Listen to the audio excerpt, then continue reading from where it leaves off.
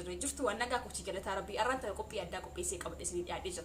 Qophii addaa kana qopheessee qabate kan isiniif dhiyaata aan hawwi sanyii Jawaar Mohammad yeroo hundumaa qophii garaagaraa qophii bashannanaa akkasumas waasira waa barattan jennee yaannu isiniif qabadhee akkan dhiyaatu isinitti himee ture torban keessaa allama jechuudha qophii garaagaraa isiniif qabadhee dhiyaadha. Arranta garuu qophii addaa qopheessee dhufee jira. Osoo gara qophii araattiin darbii waa isin hubachiisa.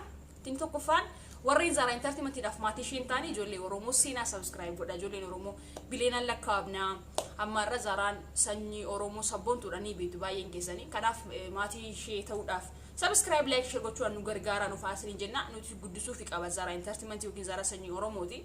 Kanaaf YouTube ishee guddisuu fi qabsiniin jedha gaa'umatti.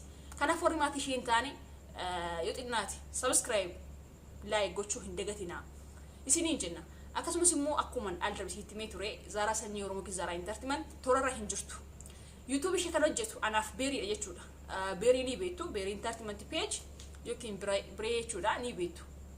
Anaaf jechuudha YouTube Zara page illee kan Facebook na bira jira. Akkasumas immoo ijoolleen Oromoo nu gargaara isiniin jennaan nu faana taa nusu wanta garaagaraa waa isin bashannansiisu waa si waa irraa waa battan jechuudha isiniin qabannee dhiyaanna. Subscribe godhaa uumaa isiniin kaffalchiisu isiniin jenna galatoomaa. Gara qophii araattiin darba. Qophiin koo addaa inni ramaa ni beektanii ijoollee Oromoo TikTok hojjetan hedduu jechuudha. Isiniif jecha dhaba jechuudha. Baay'ee dinqisiifadhee jira. Baay'ee ijoolleen keenya ijoolleen Oromoo jechuudha. Seenaa addaa hojjetaa jirtu. Warra naafteenyaa likkii galchaa jirtu. TikTok yeroo inni hordofaa ani fayyadamu garuu niin qaba. Achirratti yaadan qaba achirratti. Ijoolleen Oromoo jechuudha galni keessan bilisummaa ta'u. Alaabaa Oromoo illee akkasiin gochaa jirtan hedduu jechuudha. Hedduu nama boonsa. Ijoollee TikTok irra hojjetan marti keessaniif galni keessan bilisummaa ta'u. Dhugaa dubbachuudhaaf ani guyyaa lama walitti taasisee jechuudha. Takka guyyaa lama walitti taasisee irraan ture TikTok irra. Ani fayyadamu garuu niin qaba.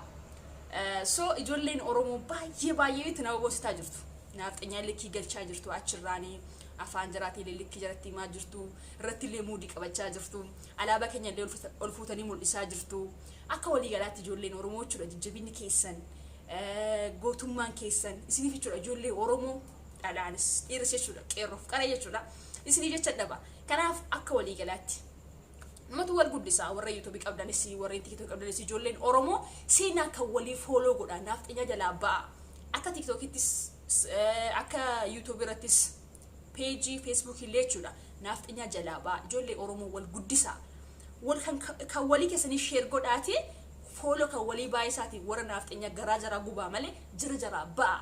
Naafteenyaa jalaa follow jalaa karaa Facebook istaanaan karaa page istaanaan YouTube istaanaan TikTok istaanaan naafteenyaa jalaa ba'a ijoollee Oromoo please. Isin wal jabeessaa yoo ilaaftan amma warri naafteenyaa YouTube jira biyaa suuqinnaati 100 gadiin jiru garbachuudhaaf. TikTok jira akkas baay'ina qaba follow jira ijoollee Oromoo kun bar wal guddisuudha malee. Namni itti birrii nyaatu hin jiru. TikTok amma waan muzimbiloodha. Garuu ata'u malee ijoolleen Oromoo jechuudha achirratti seenaa guddaa hojjetaa jirtu. Baay'ee isinitti boonii jira. Baay'ee itti gammadee jira jechuudha. Ijoolleen Oromoo fakkeenyaaf amma sirba artistoota sirba dheengadda baay'ee fakkeenyaaf sirba Kiyyaa Badhaadhaa sirba Ittiqaa Tafarii jarreen kana walakkaatti kuttanii TikTok ittiin hojjetaa jirtu. Kana jechuun immoo jabina keessan ibsaa. Sanuu ijoolleen keenya immoo alaabaa qabatanii alaabaa Oromoo qabatanii hedduu ittiin boontu jechuudha. Inni baay'ee nama gammachiisaa itti fufaa isiniin jenna. Asirratti ijoollee amma gartanii ijoollee naafteenyaa amma sitti muudii qabataa jirti. Gaafsa akka caffartanii jarillee amma kan jaraatiin akka tokko ta'aa jiru. Haa ta'u malee garuu nuti caalee jira jechuudha. TikTokiin akka waliigalaatti galata rabbi ijoollee Oromootti dhuunfatee yoo jedheen itti xiqqaate jechuudha. Maaliif ijoolleen Oromoo akka isin beektan kana hundi keessan ni beektan akka waliigalaatti baay'ee ni beektan hundi keessan. Kan walii follow godhaan malee naafteenyaa jalaa gaba naafteenyaa garaa ishee gubaa. Garuu ijoolleen Oromoo waa isin gochuu qabdan maal ni beektanii? Wal jabeessuu qabna. TikTok istaanaan nuti naafteenyaatti muudii qabatee jaraa ol deemuu qaba jechuudha. Nuti follow kan walii baay'isuu qaba. Maaliif ijoolleen Oromoo nuti baay'eedha. Galata rabbii nuti ijoolleen Oromoo hedduu jechuudha. Biyya garaagaraa jiraanna. Social meediyaan jira wanti garaagaraa jira. So wal jabeessaa isiniin jenna. Akkuma walii galaatti jechuudha wanti na gammachiisu. Ani hedduu wanti gammadee jechuudha ijoolleen Oromoo xiqqaadha hamma guddaatti beekaa wallaalaa osoo hin jedhin jechuudha. TikTok irratti wanti hojjetamaa jiru jechuudha. Wanti hedduu nama gammachiisu daran ijoolleen keenya itti cimtee jechuudha adeemuu qabdi. Ijoollee ani baay'ee keessanii follow godheen jira jechuudha. Ijoollee hedduu jira godheen nan laala jechuudha. San waa isin sirbitanuu sirba Oromootii alaabaa Oromoo gaafa akkasitti mul'istan jechuudha. akka walii galaatti amma TikTokiin gabaa guddaa ta'ee jira jechuudha. Social media beekamaa ta'ee jira jechuudha akka walii galaatti. Isarratti garuu ijoolleen Oromoo tokkoon keessan yeroo sirbitanillee sirba qabsoo sirbitu waa'ee Jawaar Mohaammed faarsitu rabbi nafsi isaa maaru waa'ee Hacaaluu Hundeessaa faarsitu soo kanuma wal qabatee ijoolleen Oromoo waa isin gammachiisan achirratti maanni beektanii alaabaa Oromootiin buntu alaabaa Oromoo qabataniitiyyuu ittiin zanaafataa jechuudha. Dhugaa dubbachuudhaaf hedduu itti gammadee jira akka walii galaatti anisiniif jechuudha ijoollee achirraatii fi isiniif jecha dhaba jechuudha.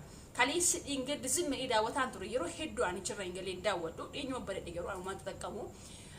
Atau malee hedduu na boostanii beektanii hedduu boonii jira jechuudha. Biyaansi namumti gurguddaa illee namumti peejii qabu namni TikTokii hin fayyadamne illee TikTokii warra hojjetu gadi buuse illee Facebookii sheerti gochaa peejii irratti illee jechuudha sheer gochaa jiru. Soo akka walii galaatti ijoolleen keenya kana caalaatti illee itti fuftanii deemuu qabu jechuudha. Ijoolleen Oromoo ani waan hunda danda'u maqaa keessanii sin waan baay'eedha jechuudha.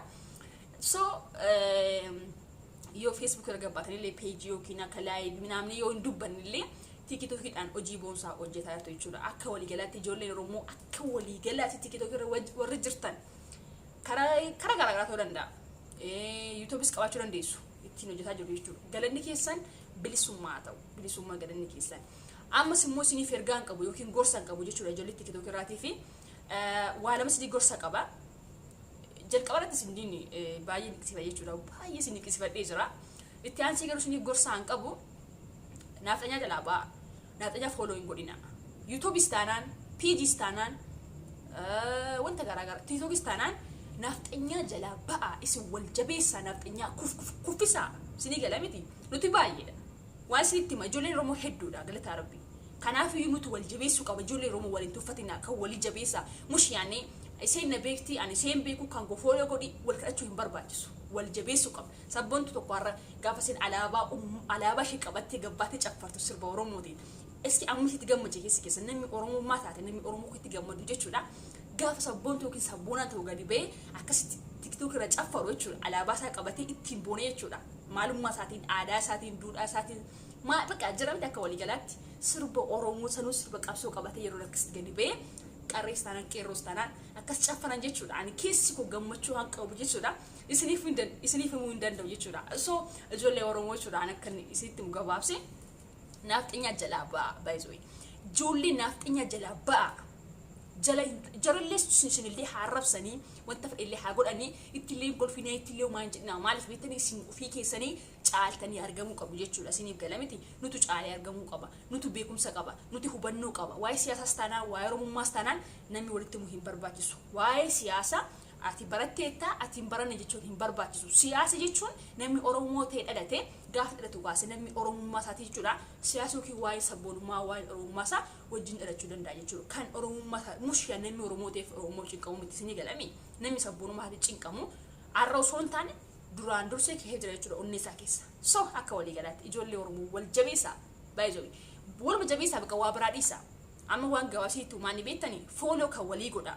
TikTok irras taanaan YouTube istaanaan nuti wal jabeessuu qaba. Kadhaa hin barbaachisu. Yeroo hundumaa kottaa subscribe na godhaa, kottaa follow na godhaa, kottaa share na godhaa minaan jechuun hin barbaachisu. Isinii gala miti. Namni itti biriyaatu hin jiru. Namni kamiyyuu namni waa'ee uummata Oromoo dubbatu, namni waa'ee uummata sabaatiif waa tokko gadi ba'ee waa jedhu jechuudha namni itti biriyaatu hin jiru. Namni itti birima kanfalee hin jiru. Yookiin immoo of mul'isuu miti akka kooti. Of mul'isuu miti. Kun sabboonummaa ofii nuti diina baay'ee qabna. Ijoolleen Oromoon akka walii galaatti uummanni Oromoo diina baay'ee qaba isinii gala miti. Ni beektan barreessitanii asirratti siyaasa kaasuu hin danda'u. Deeqaa kudha minamni waan dubbachuu barbaadee fi siyaasa kaasuu hin danda'u. So nuti uummanni Oromoo xiqqaadha hamma guddaatti diina qabna. Kan cabsuu qabu immoo dhaloota ammaa kana dhaloota qubee jechuudha. Kanaafiyyuu waa isin gochuu qabda irra deddeebiin isinitti hima. Warra duraan illee nafxinyaa subscribe gootan in subscribe godhatu jalaa ba'a. Warra follow yookiin karaa page irraallee follow gootan illee jalaa ba'a infilaa godhaati. Maaliif beektaa inni hin barbaachisan jirreen kun jechuudha. Nuti guddisuu hin qabnu. Yoo fudhattan Teedii Afroo biliyoona meeqatu qaba beektanii page isaa jechuudha Teedii Afroo. Maal jalaa gootu ijoollee Oromoo kan jala jiru baay'inaan ijoollee Oromooti. Maal jalaa gootu? Nafxinyaa diina keenya Hacaaluu Rabbi nafi isaa maaru jedhee du'eera. Kana yoomiyyuu dagachuu hin qabnu akka walii galaatti. So ijoollee Oromoo yeroo hundumaa sitti himuu hin barbaachisu. Oromoo qofa jabeessi.